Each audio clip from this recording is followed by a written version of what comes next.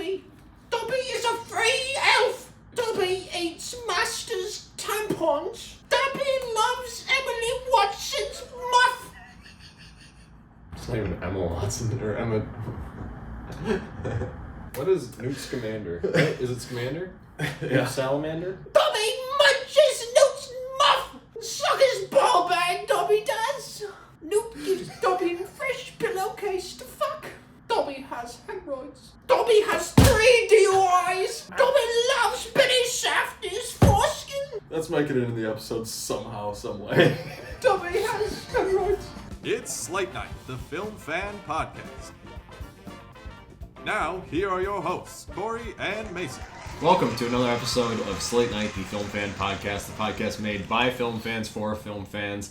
As always, I'm one of your co-hosts, Mason Schmidt, here with my best bud, Corey Knutson. Ew. If it looked like I was smirking the entire time through that intro, it's because Corey called me a fat piece of shit right before we started recording. What? No, I didn't. Welcome to our Moana-centered episode today, where we talk about the new 2026 live-action remake of Moana. That is going to be, not going to spoil it, but probably 95% of what we talk about today. But obviously we have some other movies that we need to get to first, so we'll start there, get the small stuff out of the way, and then we'll get into a Moana deep dive this episode. But first, Corey, how are you doing? What are you drinking today? I'm not drinking today because I'm going to the gym because I'm trying to be a little bit healthier before we go to the Odyssey next week in Michigan, and I just wreck my liver. Yeah, we're probably going to cut some segments later in the show, like Emmy nominations. We're going to cut that out just to talk about Moana. It's going to be mostly Moana this episode, so that's exciting. Stay tuned. Yeah, but no, I'm drinking some Busch Light Lime, fantastic beverage. It's been great. Recovered after the Four Locos a couple weeks ago, so now we're back on track. Yeah. But no, it's been a good weekend so far. Went to the Twins game yesterday with our moms. It was a lot of fun. Really hot as fuck out. It was very hot. But yeah, I got some $2 beers and dogs before the game. Those, the hot dogs were like pre-wrapped, or at least like they were just like on a tray. You just grab one and they're in like a little cardboard boat. But you pick it up and it felt like the thickness of like an egg roll, because when you take the hot dog out, the bun was just mashed to make like a casing around the dog, and it was one of the best hot dogs I've ever Reminded me had. of your sister. Oh, you gotta not say stuff like that. I don't have a sister, you know this, but now it's just like, oh, now we're being gross already. Yeah. But anyways, aside from Moana, like I said, we will get to. Stay tuned. We're going to focus and start on Evil Dead Burn, which was a movie I was really looking forward to this year, just because I really like the more recent Evil Dead movies. I love all of the Evil Dead films, and Corey's brought it up a number of times. Now that Scream 7 has really shit the bed for that franchise, Evil Dead is easily the most consistent horror film franchise we have.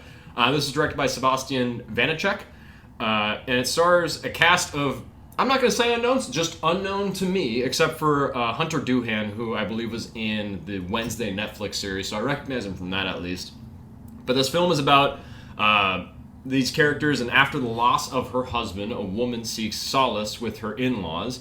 As one by one they transform into deadites, she comes to discover that the vows she took in life survive even in death.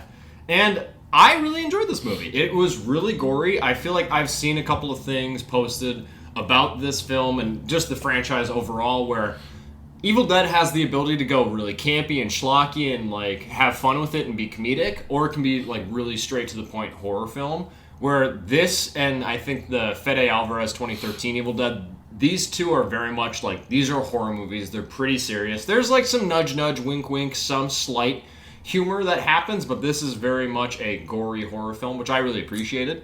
It was really fun. I think that there are, like, I had a great viewing experience talking to Corey a little bit post-watching it, which we saw it separate from each other. We didn't see it together. There is a little bit of kind of like some underlying like story issues and stuff that aren't as like buttoned up or cleaned up as I think that they could have been, but I really like the gore.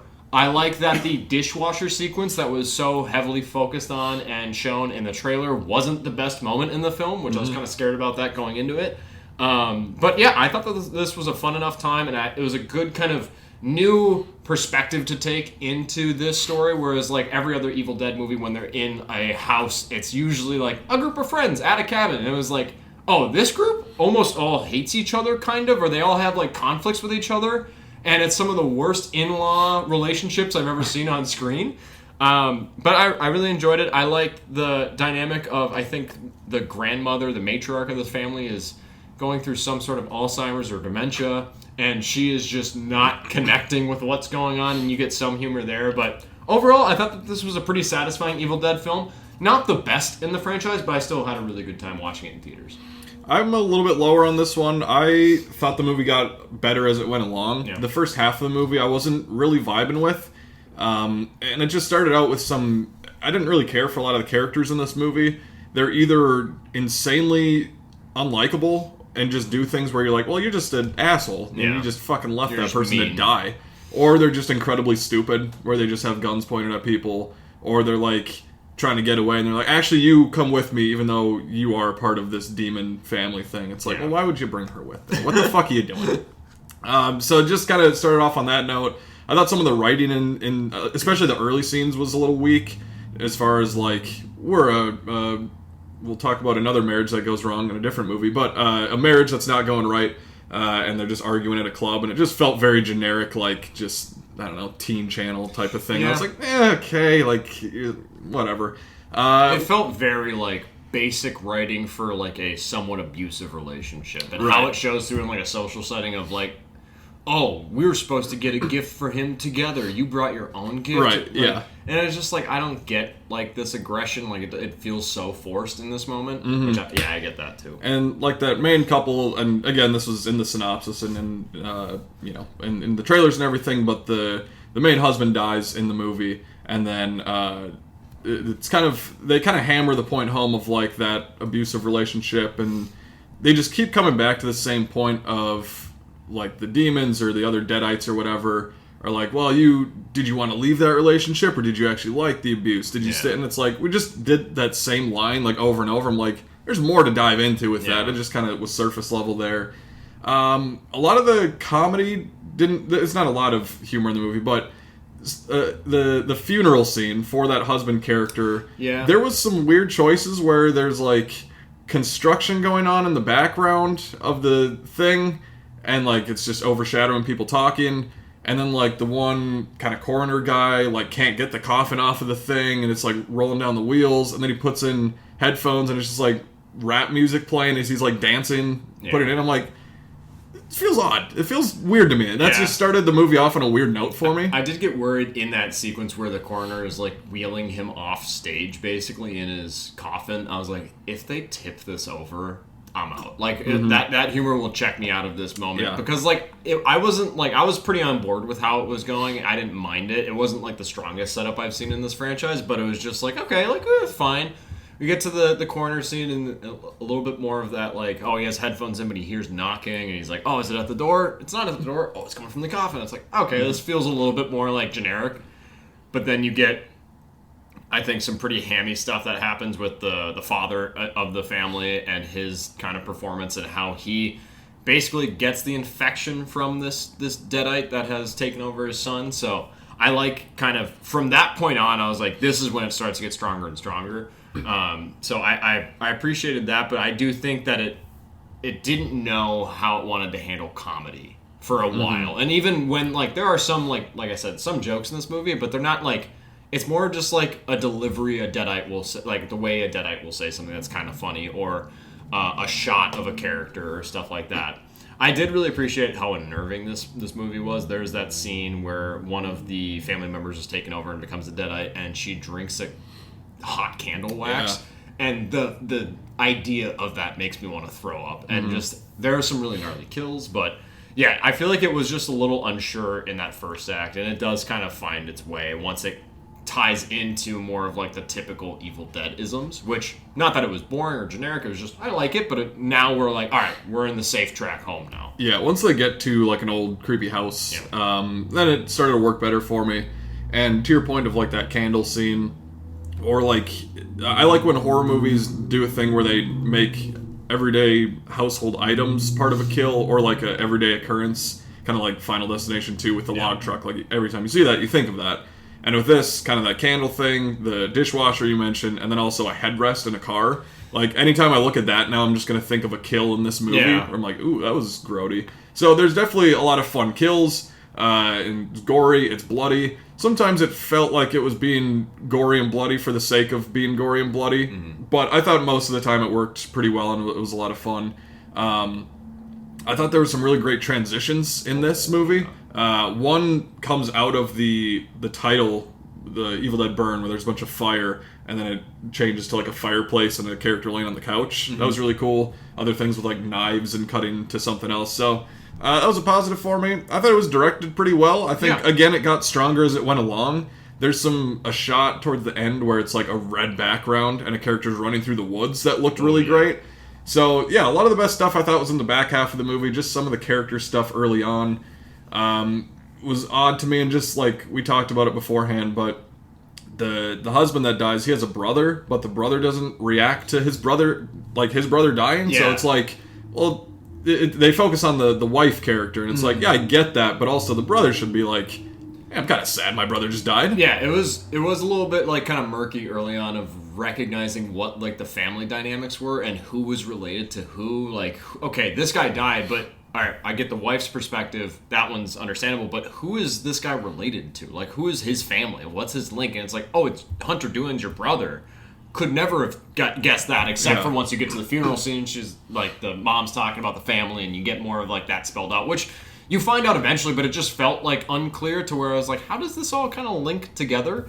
I do appreciate more of the world building of what like the Circle of Wise Men and like a lot of these archival footage and recordings that they have of exploring the Necronomicon and Deadites and stuff is this family's, or Hunter Doohan's grandfather. He explored this and he was traveling the world trying to understand this and understand this evil. And with that, you also get this introduction and exploration of like these different daggers that were used. There's things that they've discovered that could kill these Deadites. So I like that exploration as well, in addition to this franchise. I do think the way that they intertwined and interweave that story of abuse and that character back in, maybe potential spoiler, of bringing back the abuser in the relationship, and the way that it's kind of CGI'd and a little bit overdone. I'm like, I think you're taking away from like the classic Deadite, and I'd rather it just be a classic Deadite. Like, intertwining this back into the story felt like a different franchise, or a different story, or a different genre. It didn't feel Evil Dead to me 100% of the time. I did like I loved Fede Alvarez's 2013 Evil Dead. I love the just jamming the chainsaw in the mouth of a Deadite and just blood spraying everywhere. I love that in this movie that she has like a weed whacker or like a lawn edger that kind of similar serves that purpose. So I was like, I like how much this feels in line with the Fede Alvarez, and I forget who directed Evil Dead Rise, but that film as well. Lee Cronin, yeah. I think that these three films feel very similar in tone and execution. I do wish that now that we've had a couple of really serious Evil Dead movies, that we could kind of get back more to the tongue-in-cheek, like Evil Dead 2 and Army of Darkness, and a little bit more of like the campy, goofy humor that comes with some of this good horror. Like I love that Sam Raimi operates as like an executive producer of these films to kind of help almost quality check these films and keep them in line, and these have all been films that I really liked. But I do hope that we can kind of, and I don't know really too much about what Evil Dead Wrath that we have coming out next year, but I'm really excited to see how that goes. I want to see more of the comedy come back into this franchise, just because I really like that aspect, and it's something that sets itself so apart from other horror franchises, why I love the Evil Dead franchise so much. Yeah, to get into just like one spoilery thing, I guess. Well, first of all, we both were trying to figure out earlier how the Deadites like came to be in this movie, because like you have to read from the Book of the Dead for these things to come out. Typically, yeah. And then the movie starts out with like a pretty good opening scene of two guys fishing, and like the fishing line gets caught on him and all that, the hooks. That was my favorite part of gore, I think, in the movie too. And it starts off with it, but it's when one of the guys is climbing out of the water, his hand gets stepped on, and it just slides off. I was like, oh my god. Yeah, it's a good opening scene, but it just, the killing kind of starts, and like maybe I missed a line of dialogue or something. Very well could have, of how it started, because nobody else reads from the Book of the Dead. Somebody almost does, but then almost completes like the sequence, the forewords or whatever. But the other thing which kind of gets into spoiler territory is they bring up the dagger thing that you brought up, and it's just kind of in like a box of knives.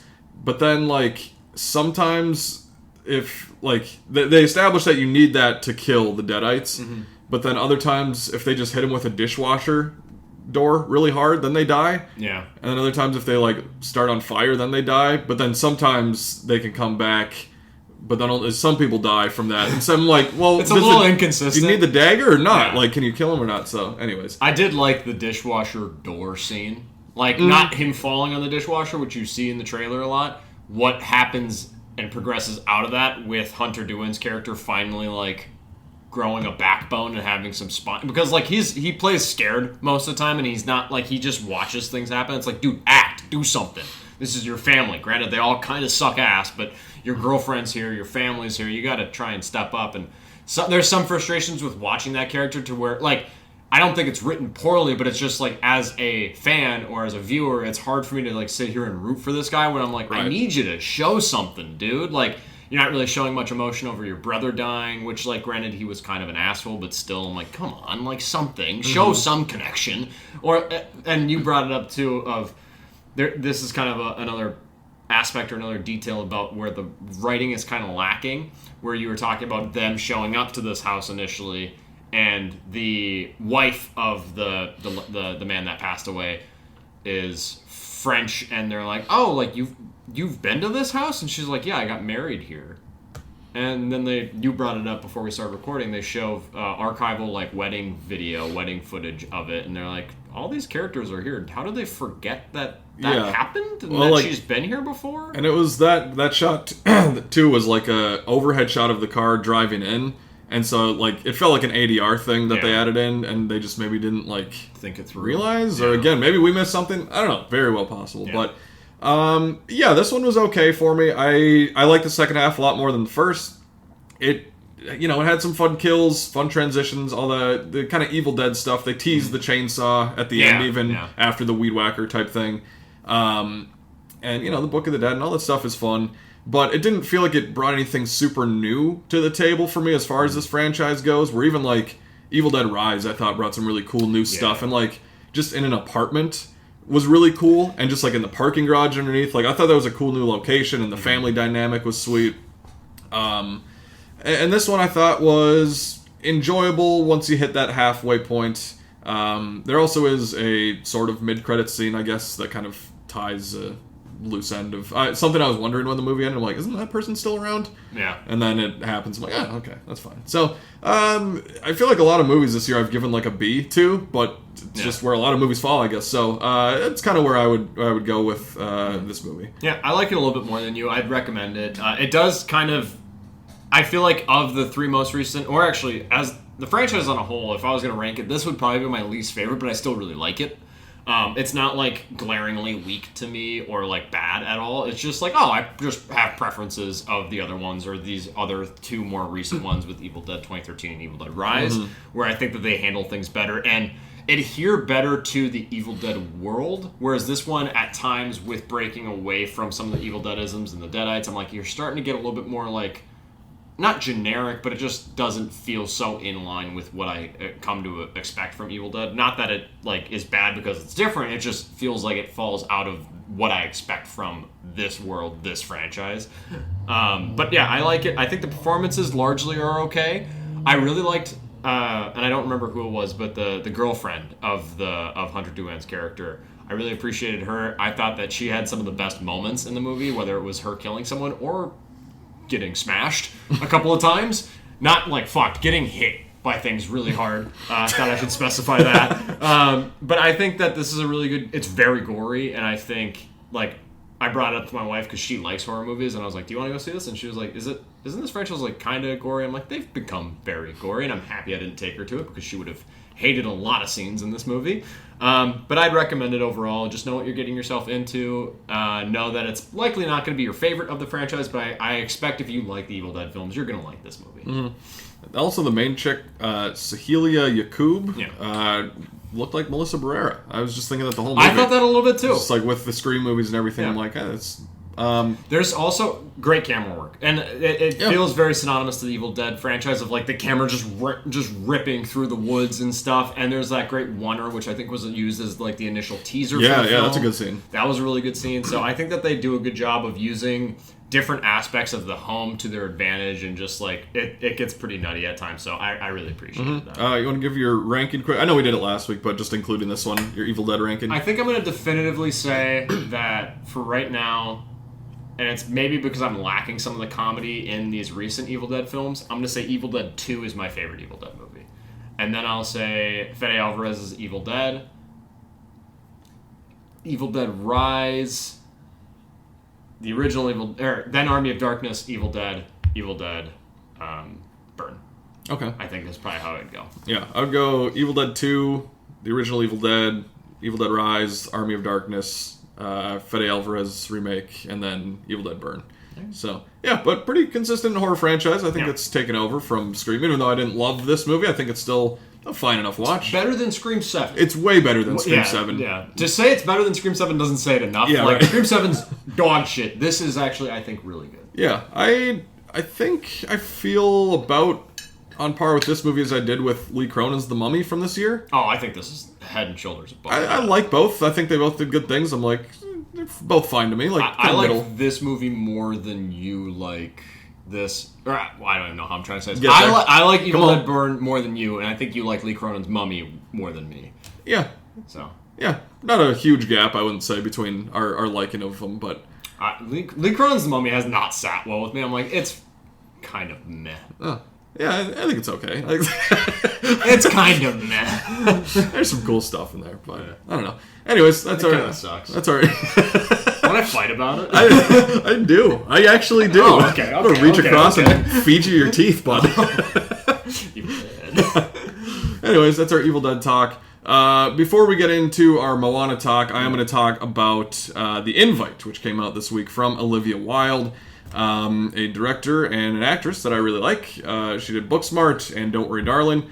Some very cool and very different movies, and she's kind of going in a different direction here with The Invite. It stars Seth Rogen and Olivia Wilde. They are married, and they are kind of going through a rough patch, and they invite their upstairs neighbors, Penelope Cruz and Edward Norton, down for a dinner party. They want to get to know them because they think they seem cool. Seth Rogen doesn't know that they're coming over at first. He's like, what the fuck? I didn't know this was happening today. And the movie starts off, I know you haven't seen it yet, so I don't want to say too much about this movie, but it starts off with a quote from Oscar Wilde, and it sets the tone perfectly for the movie. It says, "One should always be in love. That is the reason one should never marry."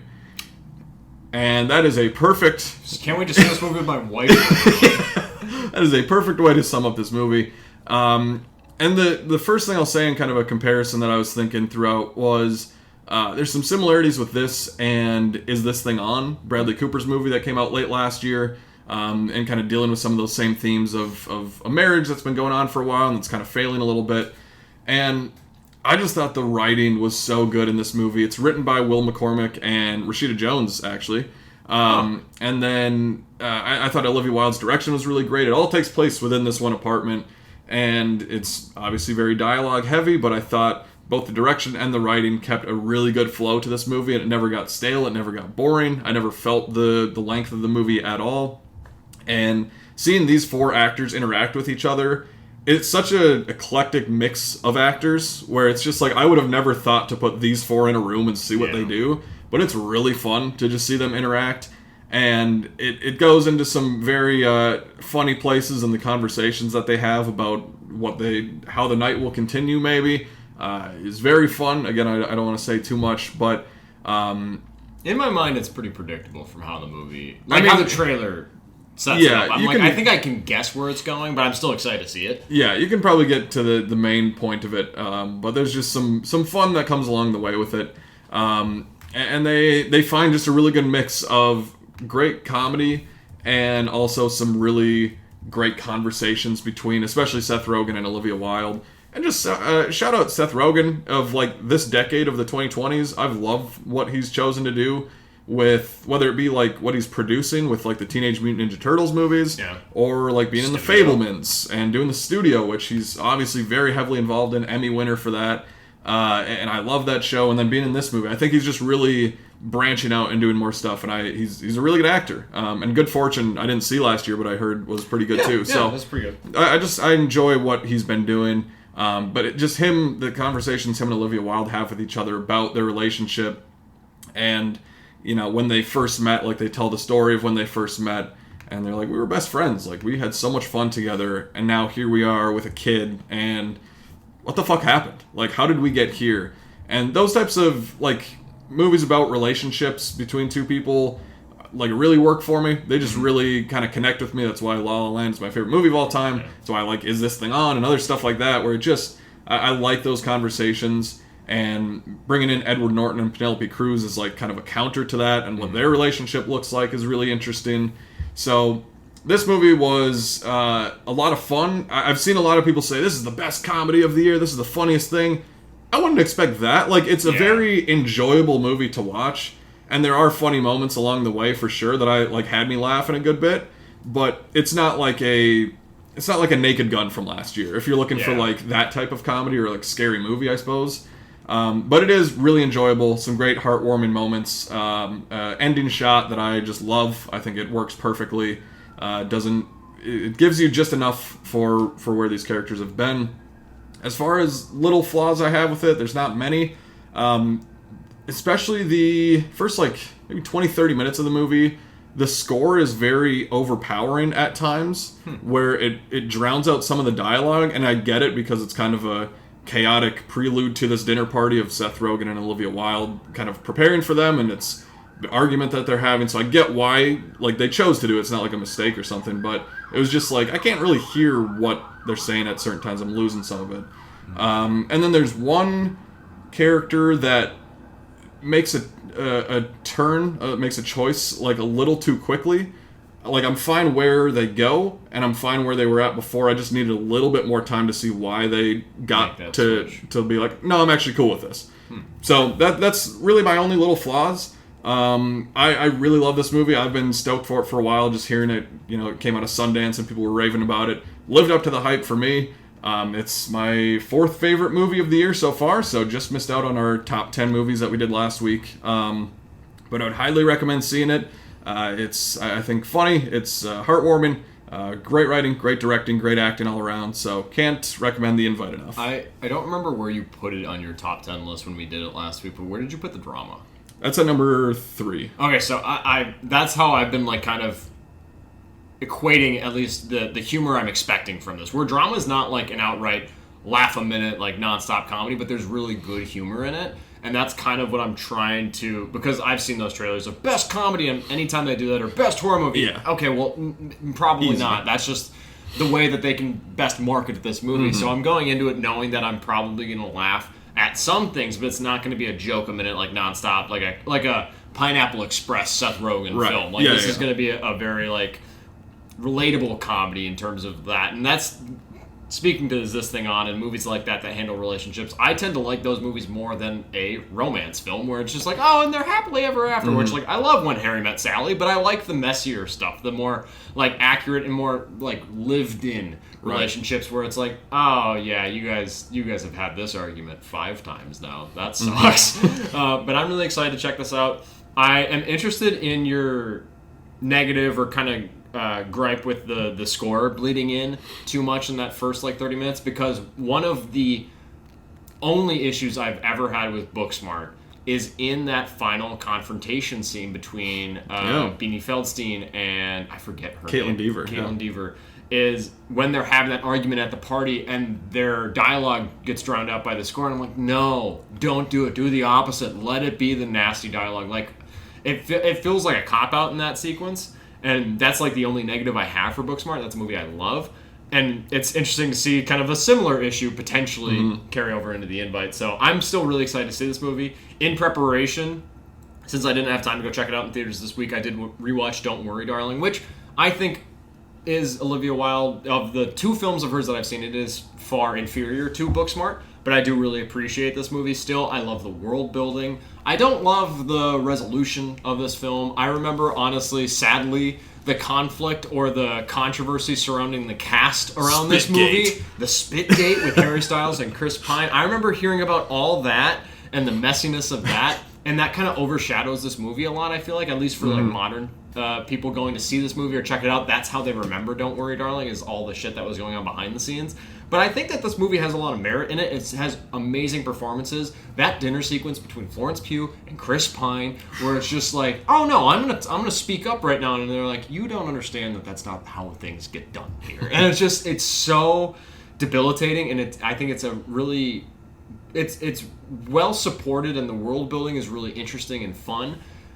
I think that some of the answers to the questions they pose aren't the most interesting. It just feels a bit easy. There's also things that they have promised or set up in the film that they don't really explain, which it's fine to not explain everything, but it's like, what the fuck's the airplane doing here? Like something. Yeah, like you gotta mention something about that. So I don't think the story 100% comes together all the time, but I still really enjoy watching this movie. I think it's a good little thriller, and I think Florence Pugh's performance in this is sensational. I remember Harry Styles getting a lot of flack and people being like, he's not that good in this movie. I'm like, he's completely serviceable. Like, he's at least good. I don't have any really glaring issues with his performance. I really like the ensemble. I forgot Nick Kroll was in this movie, and then he pops up and was like, oh yeah, this is kind of an eclectic cast. I really liked it. Again, it's not as good as Booksmart. I'll see whether or not I like it more or less than The Invite. But I'm excited to check it out later on. Check out The Invite later on tonight, and I would recommend, if you have seen Don't Worry Darling, and if maybe you didn't like it, I'd say rewatch it.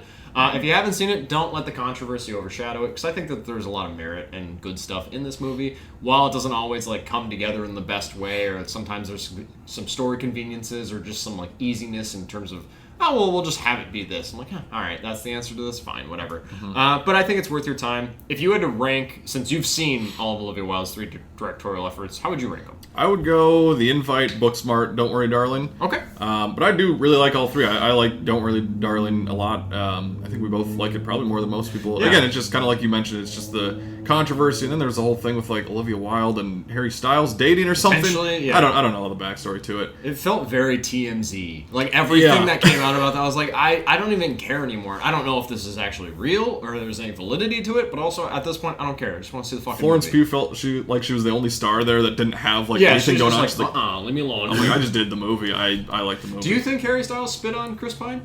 I've seen that video so many times. Yeah. I'm like, I can't tell. Sometimes I'm like, yeah, he definitely. The way that Chris Pine stops clapping, I'm and just But also if somebody filmed me doing stuff throughout the day, they'd probably be like, well, you definitely did that. I'm like, I didn't mean that. Yeah. I didn't mean to do that. So I don't think so, but I wouldn't rule it out. Also, I'm not I'm not 100% no, it didn't happen. Yeah. If I ever got to interview Chris Pine, I'd just ask him did he? Did he?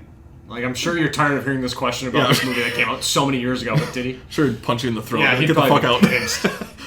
Our first press tour we get to do for Star Trek 4 or something. If it ever happens, where he comes back. Yeah.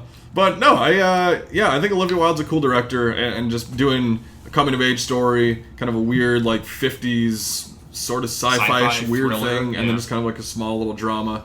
I also don't want to undersell how funny The Invite is in parts. It's definitely more funny than the drama. It has more comedy beats than that. Mm-hmm. But I just, temper your expectations of the best comedy ever. It's it's really good, but not crazy funny. Okay, so before we get into our Moana talk, to keep baiting you on that. We will get to it. Baiting, nice. Hey! I thought you also said we're going to do a deep dive on it earlier. I didn't even fucking think about that. That's 2 for 2. I'm smarter when I don't know what I'm trying to say. But I caught up on a movie from this past 4th of July weekend, Minions and Monsters, because everyone was just raving about this movie and saying this is a top movie of the year. And I was like, Toy Story 5 has competition. Really? It's really? Okay, that's interesting. So this is the 3rd Minions movie. This is the 7th Despicable Me franchise movie.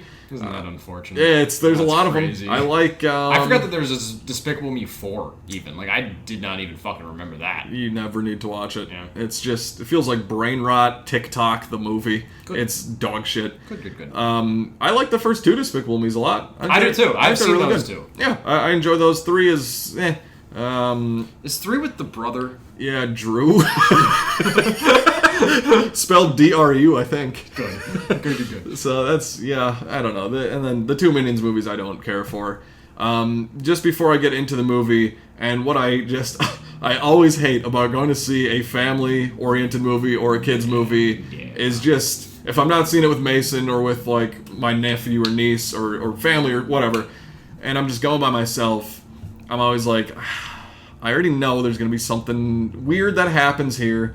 Bad look. It's a bad look of a 26-year-old man being like, hey, let me go on it was a Thursday morning to go see Minions and Monsters by myself at like 11 a.m. Sure, that'll be fine. Surely there's not going to be too many people there. And there wasn't too many people, but all the people there had roles to play in my theater experience. So I walk in, and walking through the lobby, see that there's a group of like 4, it's like 2 guys, 2 girls, like high school, college maybe. And I'm like, surely they are not seeing it. They're going to see Obsession, right? Like they're going to see maybe Backrooms again, or they're doing something else. So I go sit down in the theater. As soon as I sit down, they file in. And they all just, as soon as they sit down, they turn around and look at me, kind of do some quick glances, like, what the fuck is this guy doing back here? I'm in the back row. I like the back row, personally. Back row middle is kind of my go-to. So already just these high school kids, which is terrifying now. Like, we're just older, where it's like, I'm scared of them. There's never been a point where a high school or middle school age girl hasn't scared me. When I was younger than them, when I was the same age as them, and now that I'm older than them, still scared of them. Yeah, because I don't really have any comebacks to them when they make fun of you now. Yeah. Like, now that we're like in our mid to late 20s, it's like, I'm weird now. Yeah, like, sorry. I'm whatever. There was also a few rows ahead of them, a mom and her kid, maybe like elementary school or something. As soon as I sat down, they also both turned around and looked at me, and I could just feel the mom being like, stay away from him, just holding her a little closer. And then there was also just it's going to be bad. Might have to edit it out. No editing. It's like when you screamed at the kid during the Batman. It's similar to that when you saw that. Yeah. I don't think I've told him that on this. Yeah. Have I talked about that on here? I don't remember. All right, we're not going to talk about that on here. I'll Not say, my best look in life. I'll say I didn't do this, but just it was similar to Mason's thing. But anyways, let's not say that. Anyways, we're doing very vague things. But anyways, there was a special needs kid in the front row in his wheelchair, and he had like 2 caretakers with him. And he was very excited to be seeing Minions, which that's great. You know, I'm happy that getting some joy out of that for sure. But he was just very vocal during the movie and just hooting and hollering. And then also, and this was the part that just really was the icing on the cake, was his caretakers were playing like music videos or like something on like TikTok or YouTube, just videos intermittently throughout the movie, very loud. To keep his attention. Keep his attention, because I guess the fucking Minions on screen weren't enough, so they had to have like dancing fruit going around with music playing. And then I could just see, like, the 4 kids in front of me. They would, like, lean forward and look who it was. And I think they maybe were going to say something, but then saw who it was. And were like... Can't say anything. And you could just see the defeat of, like, we can't say anything right now. Mason yelled at a special needs kid in the Batman. I didn't yell at him. I went and saw I hate telling this. So I went and saw the Batman with my brother, my mom, and my mom's boyfriend, I think, at the time. And we were in the back row, and the movie's 3 hours long, and it just wore on me because I was sitting next to this person, and this person was talking, like, making comments on everything. And it felt like they were just, like, trying to talk to their buddy about it. And it was in that, like, final climactic moment, right before he falls into the water, lights the torch, and it's all red, and you get that bird's eye view. It was right around that sequence. I was like, could you please just shut up? And then when I made eye contact with this person, I realized, this person's definitely, like, on the spectrum. And now I'm just solidifying my first class ticket to hell. And I'm like, I said that, and I immediately was like, I am so horrible. This is so bad. And I try to block that out of my fucking memory because it's not a good look. And it's also just something I feel horrible about. But as I'm saying that, I'm staring across the room at a Batman poster, and I was like, no. Always reminded by that. Not the best day or best showing on my part. Something I deeply regret. And seems like he really liked the movie. But then as soon as I said that, I could see in his face that he was just like, "Oh, I'm sorry." Like he didn't say anything. He was just like, "Oh," and he got quiet.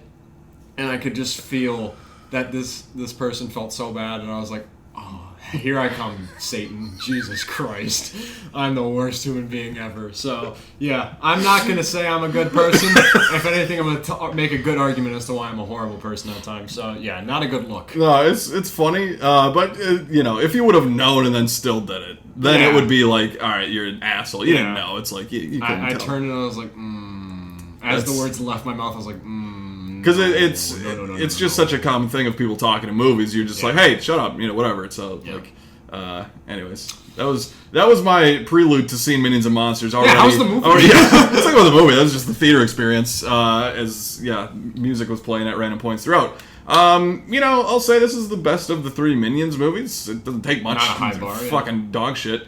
I don't know. It's cool. The first half of the movie I actually dug. It was pretty fun.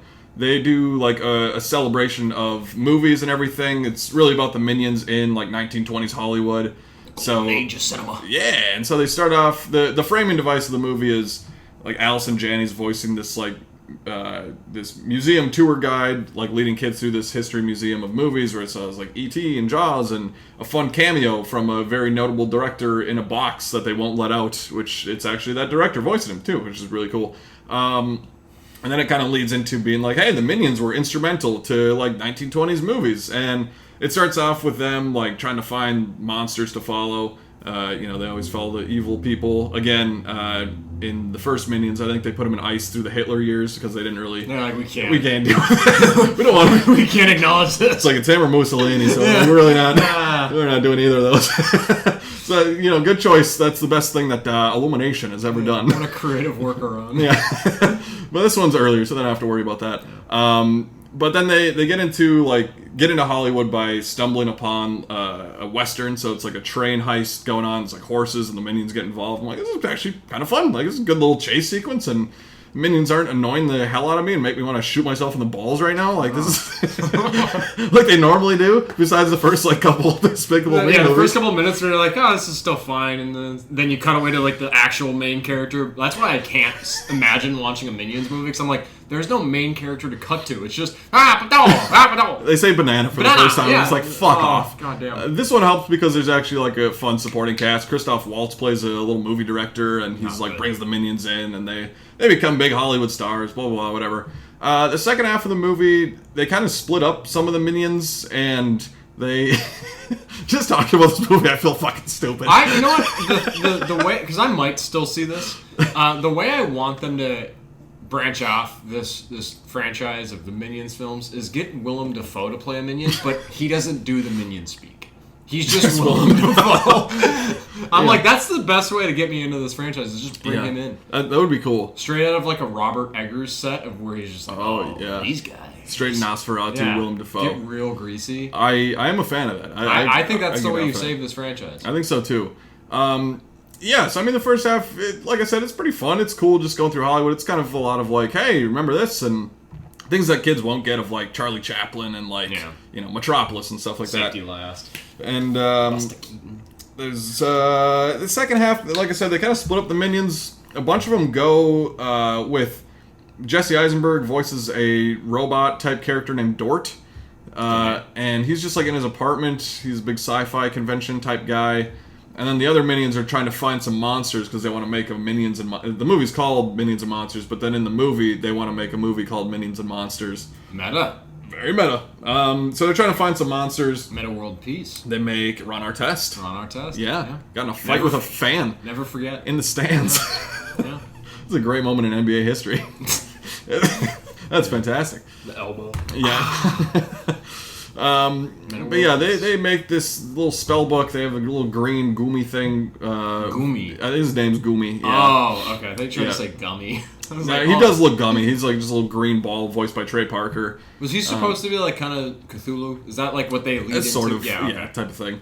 And then they go off on a little journey, and then it all kind of comes back together in a final act. That's just big Minions bullshit going on. So all that stuff was kind of harkening back to the stuff I didn't like about the other Minions movies. Okay. The first act was pretty fun though. I enjoyed it.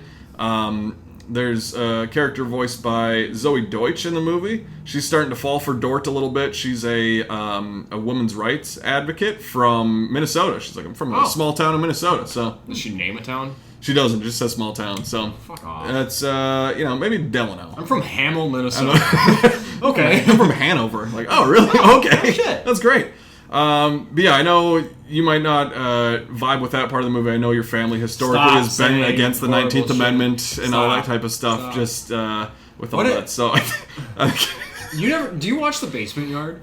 oh yeah. Okay, I love The Basement Yard. Mm-hmm. Not to just plug a different podcast or different YouTubers, but Joe and Frank always will make jokes. He's like, I know that your family really loved owning blacks back in the day. And I'm just like, what a crazy joke. And then you do shit like that to me, and I'm like, to be on the receiving end. There's no way to defend from it. Yeah, you're always on the receiving end. I set myself up for that one. Yeah, Minions and Monsters. Minions and It's fine. Monsters, being You on know- the receiving end. You know. That is what you put on the back of the poster, the back of the Blu-ray release. You put Meta World Peace and you put Always Receiving. That's With Willem Dafoe speaking out of the Yeah. speech bubble. Oh my god. Yeah. So, yeah, no, it's fine. It's I don't know. This movie got hyped up a lot, and that's part of the reason I saw it. I didn't plan on seeing this in theaters. I'm still kind of wanting to, even And, like, with your it's- reaction to it. It's fine. A lot of people were like, "This is the best animated movie of the year. This is the top 10 of the year so far." I'm like, "All right, let's take it fucking easy." Just feel because like- it's better than some of the other ones doesn't mean we have to glaze the fuck out of That, it. and I feel like making movie references and just doing it in their animation illumination style. I'm like, I feel like that does a lot of smoothing over for some people, or Yeah. at least like film fans are like, oh hey, Citizen Kane reference, oh great, Right. oh George Lucas in a glass box, sweet. Like I don't Yeah, do that. like it's fun. It's fine. As if anybody cares about my Despicable Me franchise ranking, I guess I'll give that Yes, please. on the spot. I haven't given this much thought, so this is gonna be Are good. you gonna include Minions and Despicable Me? Oh or yeah, just- yeah, oh, all okay, I thought seven you were of gonna them. Section them all out. Oh yeah, I'm not sectioning them off. I don't segregate them like your family did. Stop fucking talking. We're gonna cut this episode short. We'll get to Moana next week. We'll get to Moana. No, so I'd go Despicable Me 1 and 2, and probably Minions and Monsters, honestly, number 3. And then Despicable Me 3, Minions: The Rise of Gru, Despicable Me 4, and Minions, I Is guess. Minions the worst? The I first think Minions? so. That and Despicable Me 4 are awful. I feel like the first Minions movie is like on the same tier list, which I haven't seen either of these movies. This is just from like what I've collected of knowledge of what other people have said. Is on the same level as the Emoji movie. Maybe we get drunk and watch the Emoji I haven't seen movie. that. I know, what is it, Patrick Stewart voices the shit? Shit? Yeah. Yeah, That'd be fun. Jordan Peele stopped acting because they're like, "Do you want to be the shit?" And they're like, "No, I'll just direct. Actually, I'll make good movies." So we got that. That's a win. Maybe when we go to Michigan this upcoming weekend, after watching the Odyssey, we close out the night with a good showing of Ooh. the Emoji. If we find that on the hotel TV, There's nothing Ooh. better than renting a movie from a hotel TV. Oh, man. That's how I watched Transformers: Revenge of the Fallen when I was 9. Made my mom pay like $50 to watch that. it was in theaters still, and I'm like, yeah, can we rent this right now? Thanks. She was like, oh, I didn't just like pay for the hotel room for you guys too. That's great. You guys want food now? Awesome, awesome. or that, or you find like Family Guy playing. That's like finding the ray gun in the Yeah. mystery box. That shit is fucking electric. I can't wait. This is gonna be awesome. Yeah, that's gonna be a good trip. So Minions and Monsters. I still might need to go see it. It's Who knows? okay. I think you'd have like a fun. I don't think I'm not gonna the love biggest. Yeah, I don't think you'd love it. I think you like it. Biggest thing if you're like an adult with kids, which I think some of your family watches with kids or whatever. Yeah. You won't hate yourself watching this Minions movie. I think some of the other ones you'd probably hate yourself. This one you could be like, there's some fun jokes that the kids won't get that I'll get. So I think my brother Tyler could probably bring his kids. Yeah, I And think I they'd think have fun. Tyler would probably enjoy it. Tyler doesn't have the most like evolved sense of humor. He capped out at like the age of 12. Love you, Tyler. Talking about what I watched this week. So aside from the two movies, I've just been watching X-Men 97, and I'm not like typically one to do. I don't watch TV a lot. I'm also not one to talk about episode to episode releases, but. We had Season 2, Episode 4 this week, and it is Rise of Apocalypse Part 2. So the first 3 episodes released, and they ended on Rise of Apocalypse Part 1. This is the second half of that story in this episode, this 4th episode. The story follows an alliance between the X-Men and En-Sabah Nur, who is Apocalypse, and their alliance starts to crack when Rama Tut seeks ultimate power. So that's the kind of jumping off point. This is one of the most visually impressive animated anythings I've seen in a while. I think that there are some really good still shots from this episode that I'm like, you could frame that. It looks great. I really like the animation styling of the show. And also, I think that this has, I mentioned it last week, if they continue on this trajectory, this could be the ultimate, like, exploration and telling of Apocalypse for me. And so far, this episode solidified that. There are great stakes in this episode and some good, genuine heartbreak, stuff that surprised me. Also, a good little tease at a Marvel villain that we had for a little bit and then disappeared because they're like, we can't use Jonathan Majors anymore, spoiler. So I really appreciated that. I think that this is in terms of Marvel's Disney Plus series, this is one of the best episodes I've seen from them. So I really appreciate this. I can't wait. I love this show so much. I'm having a good time. It's, like I said last week, it's the closest to Saturday morning cartoons, even though I get it on a Wednesday evening. I love watching this, and I think they're doing such a good job at setting up the stakes of this to where I'm like, I don't know how anyone defeats Apocalypse. And I think maybe that might feel contrived when inevitably they somehow solve it and figure it out and win the day. Like, cool. But it just, right now I'm like, the dread that's coming with this unstoppable force, I'm like, this is Apocalypse. I don't know how they cast short little Oscar Isaac to play, which I love Oscar Isaac, but how did he play Apocalypse? No idea. They have really sold me on him being the ultimate end game for the X-Men team. So I really like this episode. Definitely check it out. It's an easy watch, but also it's an awesome watch. So love this show so far. I'm so excited to watch this. I mentioned it in other weeks that I'm going to watch through all the animated series in the 97 leading up to Doomsday. I can't wait to talk about it going up to that. I've just heard nothing but great things. It's really fun. I'm excited to check that out. TV thing for me this week, I watched the new episode of House of the Dragon. Again, don't have much to say on it. Still continues to be really good. The other thing that I watched is Widow's Bay. This has been getting a lot of hype the past few weeks. It premiered in the end of April, I think it was, and then just ended a few weeks ago. And I've just heard nothing but great things from people just hyping it up. It's like, this is a great new show. It's on Apple TV Plus. They have so many great shows. Severance, Studio. I know people love Ted Lasso. All kinds of good things on there. And this is set in England, or an island off the coast of New England, and Matthew Rhys plays a mayor that's kind of leading this island that has a dark history. Maybe it's cursed, maybe there's some weird things going on there, but it's just getting into tourist season, so he's trying to kind of calm everybody down and be like, no, it's fine. We're mayor of Jaws. Yeah. No. We're not putting the sirens out for this storm. There's no shark in the water. A what? Best line delivery maybe ever? I don't know. Possibly, yeah. But first off, just want to start with Matthew Rhys, who he's a very, at least from the last 15 years or so, a great TV actor. I haven't seen a lot of his shows, or any of them for that matter, but The Americans, I've heard he's great in, and Perry Mason as well. I've heard people just rave about both of those shows. So, and then The Beast in Me, which we'll talk about the Emmy nominations here in a little bit. He was nominated twice this year.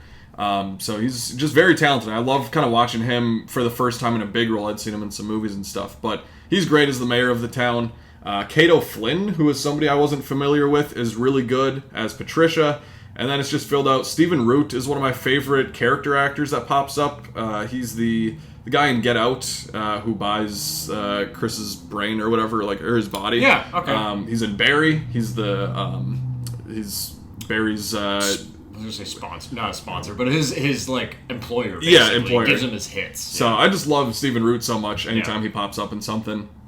And I think the show is really cool. I think it's really unique in the way that it handles... It's very much kind of split between comedy, drama, and horror a lot of times. And I think it's a really good mesh of all those things. I really prefer the first half of the season, I would say. It's 10 episodes. Even the first 7 I really liked. And the first 7 are actually what was the only things eligible for the Emmys this year. Because I think it's May 30th, the cutoff. Yeah. So I think if you have over half your season aired, then anything before that cutoff counts for the nomination. So it's really cool. I mean, there's a lot of very freaky things that happen. There's also just a lot of dry humor, which I love. Some things I was telling you about at the Twins game yesterday. There's an episode where Matthew Rhys is staying in a haunted hotel to prove that it's fine to everybody. And there's just a stack of board games. And he takes one out, and it's just a box, and it says teeth on it. And then he opens the box, and it's just a pair of pliers. And there's no directions. And that type of humor just really works for me. There's also Just one of my favorite characters that I've been introduced to this year is Garrett the Lighthouse Keeper. Just this old man with bushy beard, what you would expect from a lighthouse keeper. And he never really gets like a lot of, maybe any speaking lines really, but they need him. He lives up at the top of the lighthouse. They need him to like help with the sound system. And so he's across the island. They're looking at him through binoculars and they're like, all right, he's coming down. He's going to go here. Gets on his bike. And they're like, yeah, it's going to take a while for him to get over here on his bike. And he just stops. And he's just patting himself. He's like, they're looking through the binoculars. Oh, you forgot your keys. Don't go back up to the top of the light. Oh, he's going back up to the top of the lighthouse. Oh, no. There's another part in the later part of the season where, like, Matthew Rhys is like, all right, we're trying to talk on the walkie-talkie during the storm. We can't communicate with Garrett, so I'm just going to go over to the lighthouse to talk to him. Matthew Rhys gets over to the lighthouse. Garrett's not there. Matthew Rhys pulls up the binoculars. Garrett's where Matthew Rhys was before, looking at him through binoculars and talking to him through the walkie-talkie like, yeah, I came over here because I couldn't talk to you. He's like, Garrett, god damn it. I need to watch this. It's really cool. It's, I don't, like, it got hyped up a lot, and I think it's good. It's not like when I watched Severance for the first time, I was like, this lives up to the hype for me personally of being a really, really cool show. I think Widow's Bay is cool. I think it's not quite on the level that a lot of people are maybe putting it at, but I think it really peaked at the right time, especially for Emmy nominations to get 19 of them. So that helped it out a lot. Ty West directs a really cool flashback episode back in the 1700s with Hamish Linklater and Betty Gilpin. That's really cool.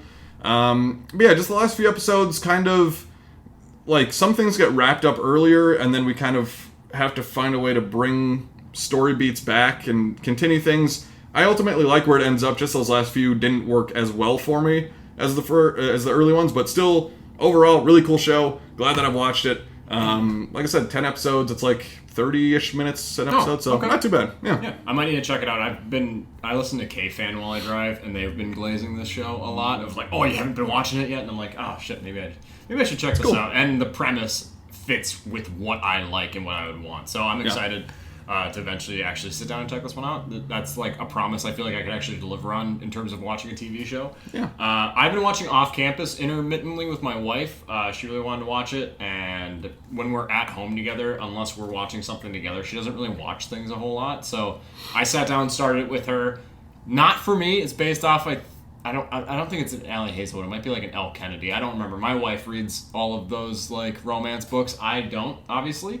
I'm still trying to trudge through Dune books and get caught up. Really like those. But not a show for me. It has like the charm of like a High School Musical, except now it's in college and they all have trauma and they're not subtle about it. Someone got sexually assaulted. Someone's dad was abusive. Like, it's just like, okay, and then there's randomly sex scenes that just like get really like not full frontal, but as close to full frontal as you could get for an Amazon Prime show. So I was like, this is an interesting mix, and it's not like the best writing I've ever seen. I've only watched a couple of the episodes that my wife has now took and ran with. She's like, do you mind if I keep watching? I'm like, oh, please watch it without me. Yeah. But I've caught some of it here and there, and it's not bad. I get why there's some hype around it. My wife is liking it a decent amount, so not that I'm like really happy I've been watching it, but it's a decent enough show. So maybe if anything that I just mentioned checks any of your boxes, maybe go check it out. I think if we were to ever make something, or this would just be something I'd want to see too, but an Office or Parks and Rec style show in college. In college. I think or that like would be Friends in college. Just like that, there's so much real estate there for the 4 there's years so of much college stuff. and like your master's program. Like all that, like you can go for a little while and do good seasons. Like that would be really cool. You could have good like seasons where there's a guest star where they don't come back. They're like, oh, they're a transfer student. Yeah, like, or professors who can come in there. Yeah. I feel like that's just so ripe for like a good comedy series. Yeah. But which like it is fun seeing shows that are set through college, but it's an interesting watch through definitely. What we are the most excited for, and one of the films, I think it was my number 3. It might have been your number 3. Number 1. This is your number 1 of the year? Number 1. Oh, I forgot. Yeah. The Odyssey is coming out this upcoming week. We will be driving to, is it Grand Rapids, Michigan, yeah. And about a 9-hour drive probably when you factor in stops and Going traffic. through Chicago, yeah. Going through Chicago, so we'll be paying tolls probably. I didn't even think about that. But we'll be driving. Yeah, we'll have to look at the route. We'll be driving to Grand Rapids on Friday to go check out the Odyssey in 70mm IMAX. Can't wait for that. It's going to be one of my... I like that for the Odyssey, we're making our own little Odyssey to go check this out. Obviously directed by Christopher Nolan. Every film bro knows him, and if you don't, you know one of his films, Interstellar, Dark Knight, Tenet, whatever. Dunkirk is still my favorite of his films. But this has maybe the all-star cast to kill all all-star casts. We have Matt Damon, Tom Holland, Anne Hathaway, Robert Pattinson, Lupita Nyong'o, Zendaya, Charlize Theron, Elliot Page, John Barenthal, Himesh Patel, Mia Goth, Samantha Morton, John Leguizamo, Logan Marshall Green, Benny Safdie, James Remar, and Travis Scott, oddly, but still a stacked cast. Like, I can't wait. This is insane. Everyone on there is just money. So we're going to see this film that is going to be Nolan's telling of the Odyssey. Odysseus facing dangerous tests in this voyage back to his family, fighting Cyclopses, Sirens, and Calypso, and just trying to get back to his family and to his wife. I can't wait. The trailers have been excellent. I am so in on it. I don't get where this weird little nitpicking hate has come from people. Like, why is Lupita Nyong'o playing Helena? Why is this and that? Why these helmets don't look factually accurate? It's like, this is a myth, you fucking idiots. This is made up. This is made up. Settle down. So this is real. Yeah, I love the Odyssey and I love the Iliad. I can't wait to see this. This is just far and away one of this is probably the most excited I've been for a film, except for maybe Dune Part 3 this year. Like, I can't wait for this. This is going to be so much fun. The first movie filmed entirely in IMAX. Yeah. I've just been seeing so much of the techniques they use to, like, build a case around the cameras because they're so fucking loud, and, like, the mirror techniques they're using.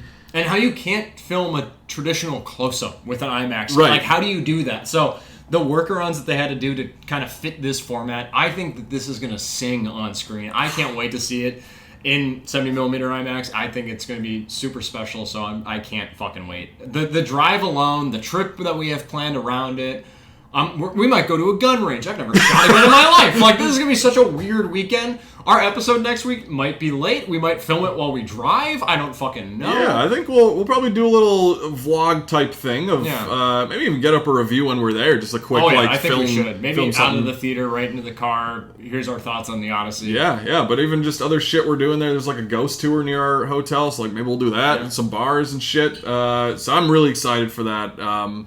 Yeah, this is going to be such a fun fucking trip. And if the Odyssey isn't for you, then we have Horse Girls also coming out this upcoming week. A movie I've heard nothing about, know nothing about it. Directed by Lauren Meyering.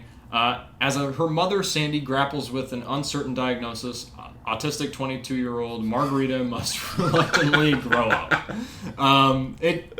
You want to talk about, like, good counter-programming. Very unlike The Odyssey. I've heard nothing about this movie, so if that sounds more appealing to you than The Odyssey, definitely go check it out. I can't say that with the Odyssey heavy weekend we have planned, I am going to have time to watch this, nor would I really be seeking this one out, but who knows, maybe it's really great. So you have that also to compete with the Odyssey this opening weekend.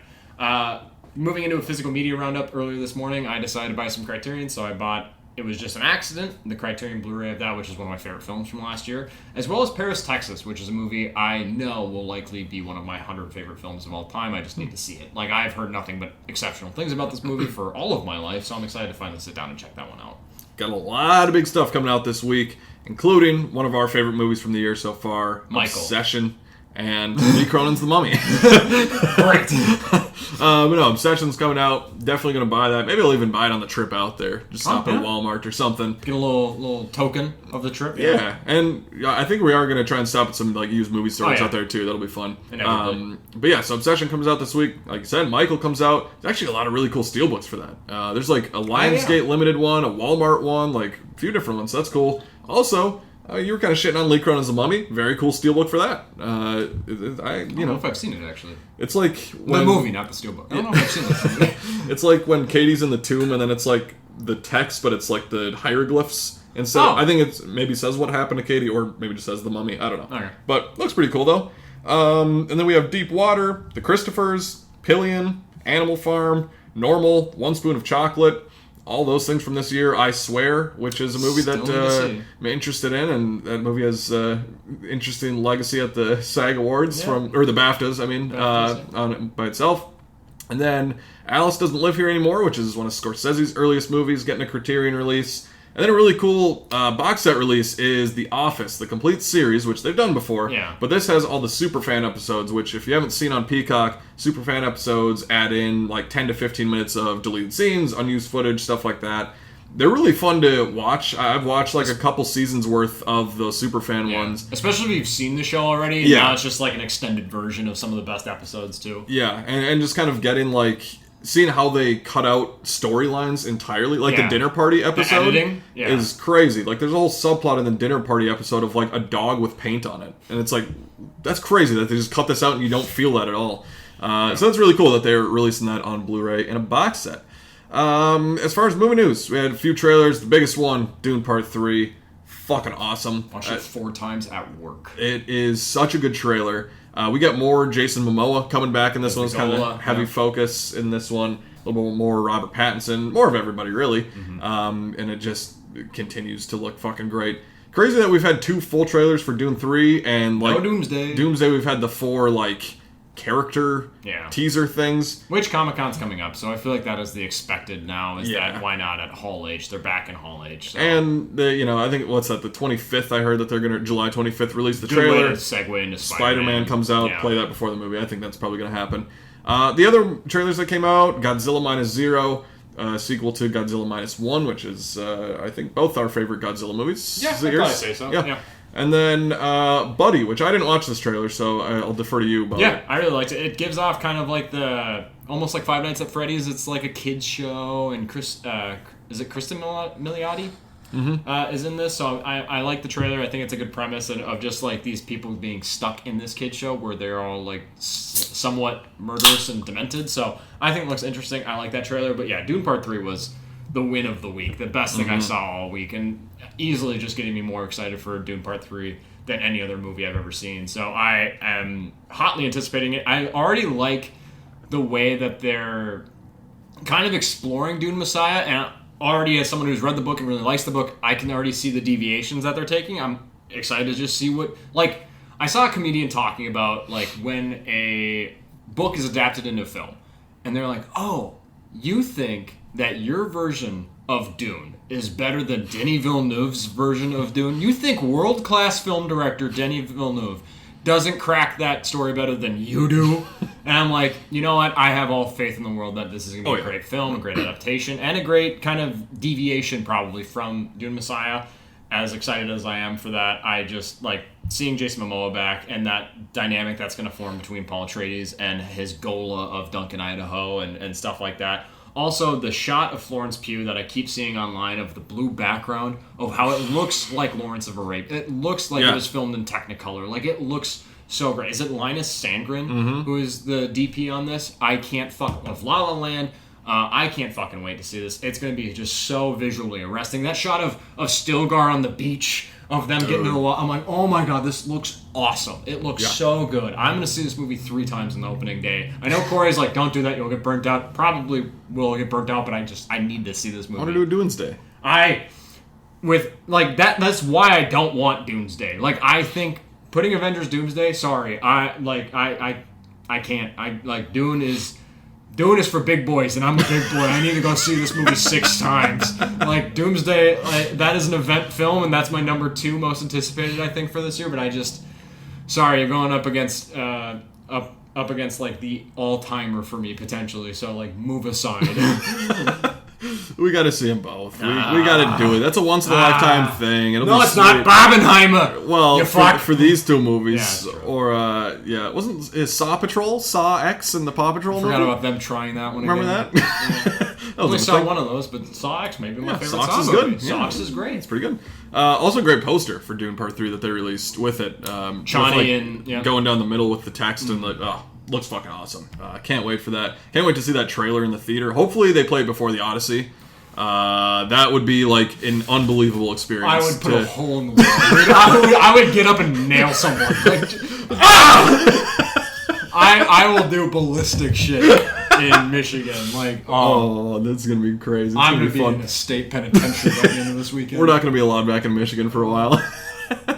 Anyways, one other little bit of movie news here. Michael Mann's Heat 2, which has been in development for a long time. Kind of some casting news, just who characters are playing here, or who actors are playing. Leo DiCaprio is going to be playing a continuation of Val Kilmer. Christian Bale is going to be playing a younger version of Al Pacino's character. Adam Driver is going to be the villain, and then Stephen Graham is in talks to play Robert De Niro's character. So many great actors there. I mean, that's just a crazy fucking cast. Yeah. Michael Mann, he's been a little hit or miss in recent years. I like Ferrari. That's pretty good movie, but he hasn't made like a great movie in a long time. So I'm hoping that this one is good. He made a number of my favorite films of all time, but none of those were recent. So right. Hopefully he has a little comeback with this. The last big thing this week was the Emmy nominations, which were announced on Wednesday morning, I think it was. I woke up and watched them. It was not as early as the Oscar noms, which I appreciate. It was like 10 a.m., not like 7, like the Oscars. That fucking sucks. I make sure I get to work early that day when the Oscar noms drop, just so I can watch them.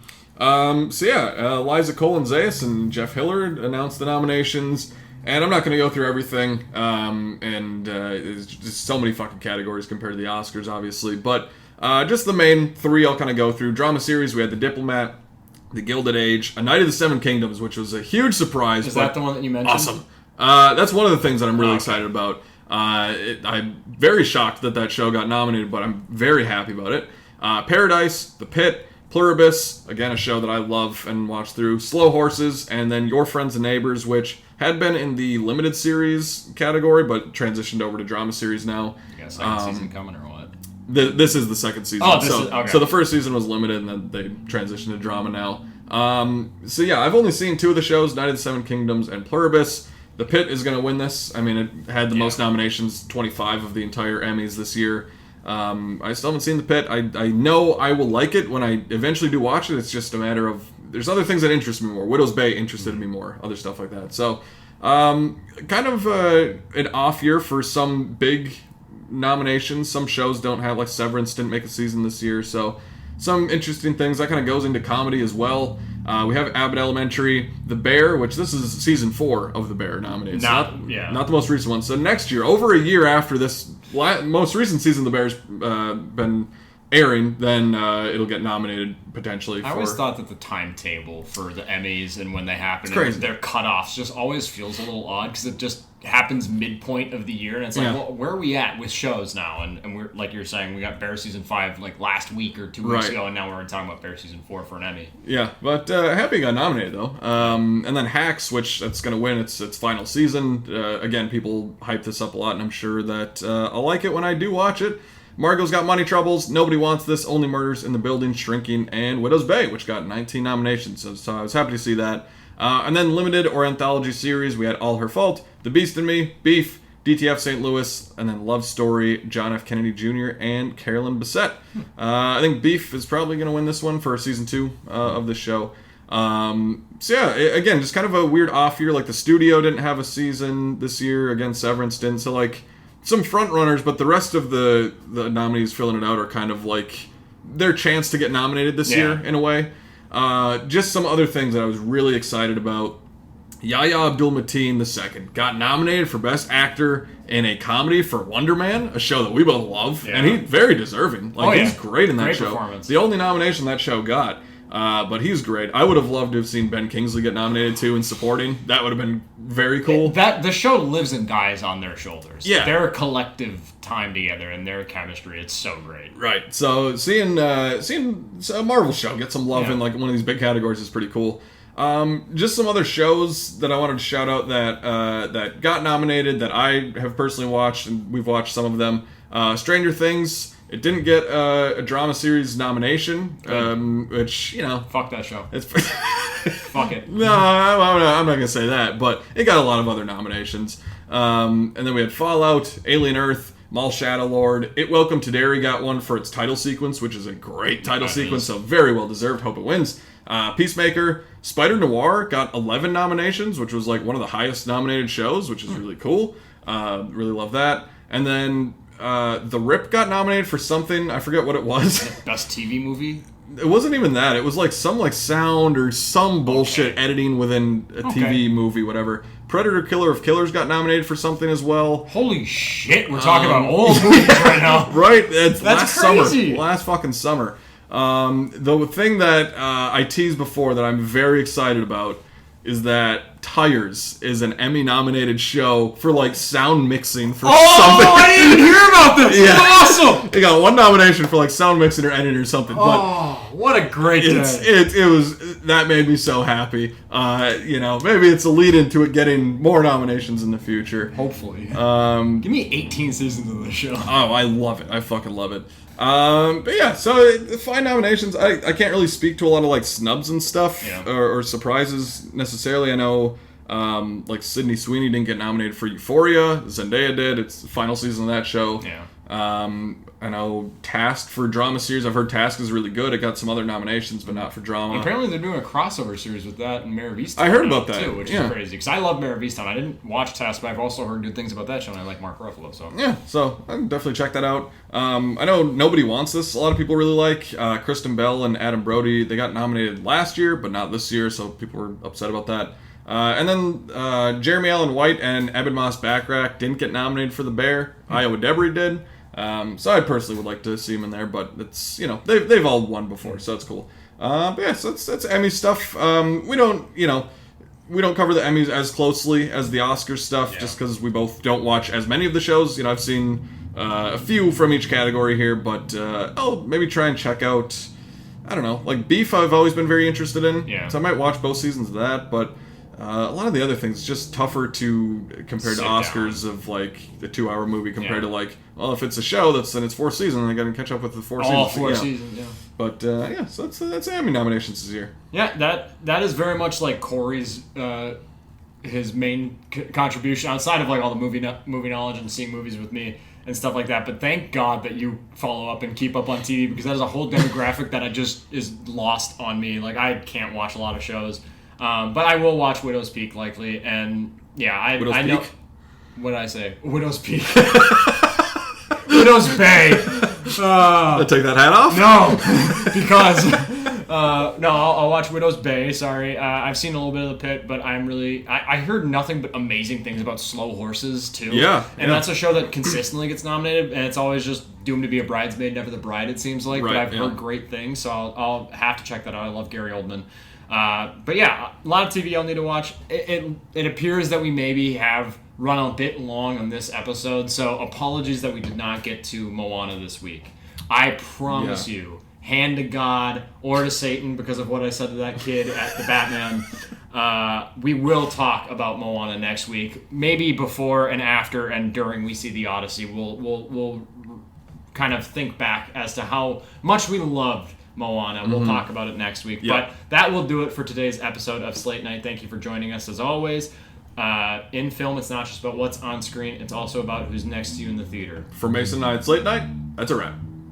We don't have paper this week. No paper. No paper.